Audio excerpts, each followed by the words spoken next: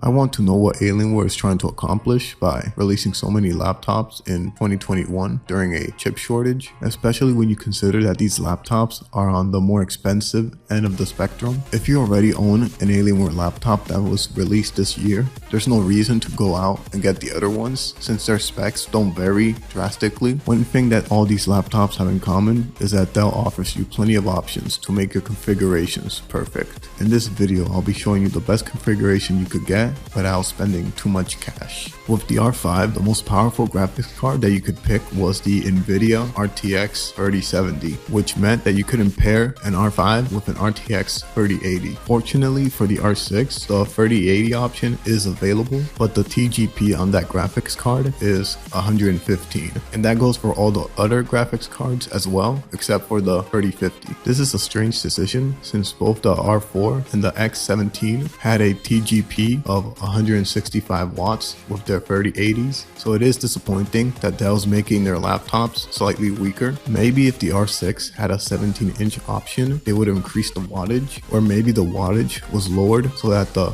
laptop would maintain better temps. Other theories goes as far as to say that the reason why the M series of laptops is getting weaker is so that enthusiast customers will buy the new expensive X series of premium laptops instead. Regardless of the reason, due to the decrease in wattage, I'll recommend getting the RTX 3070 instead. Even though the RTX 3080 will net you slightly higher performance, the small difference doesn't justify the price. And if you really want to get an Alienware laptop with a 3080 inside, then it's best to buy the R4 or the X17 since these laptops utilize the full potential of the 3080. Before I move on to the next topic, I want to warn you not to get the RTX 3050 Ti. You're better off finding a laptop with a 1660 Ti.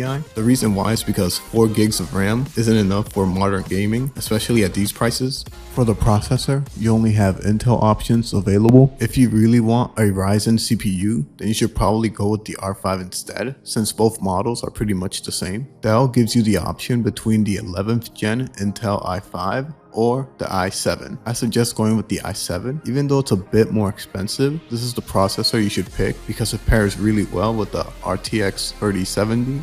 For the SSD, I suggest getting the 1TB option. Even though there is a 2TB option, it uses both SSD slots in the computer, and if both slots are occupied, you'll be unable to upgrade unless you remove one of them, which means there's no point in picking the 2TB option if you're just gonna end up getting rid of one of the SSDs. Picking the 1TB option will leave the second slot empty, so you could upgrade it later in the future. You could even save yourself some money if you find an SSD on sale.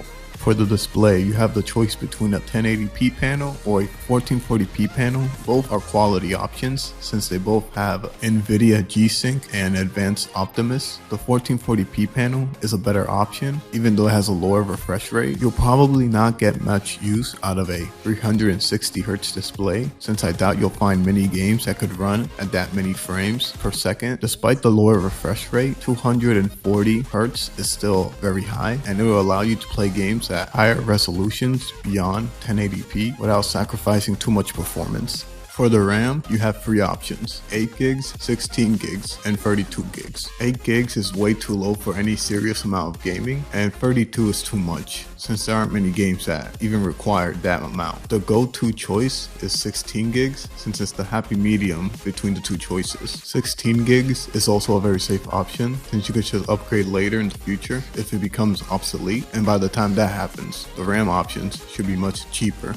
When you compare the R5 and the R6, they're almost identical. The only real difference between them is their CPUs. The R5 uses Ryzen and the R6 uses Intel. Just like with the R5, I feel like this laptop is too expensive for its lack of power, especially for an Alienware device. The R6 has the specs of a medium-range laptop, but has the cost of a high-end one. If you want the performance that justifies the price and lives up to the Alienware brand, I suggest looking at the R4 or the Alienware X17. The problem that I have with the R5 and the R6 is that Alienware is trying to make their M series the cheap alternative to their new X series. So they decide to cut corners on the M series to make the X series look more premium and attractive by comparison. They're doing all this, but they're still trying to maintain the same price point, which means the laptops are getting worse, but they're not getting cheaper, so you're getting an inferior product. You're honestly better off looking at their competitors' laptops, since there's a good chance you could find a better PC at a much lower price point. But that's just my opinion. If you have any questions about what was discussed in this video, be sure to comment down below.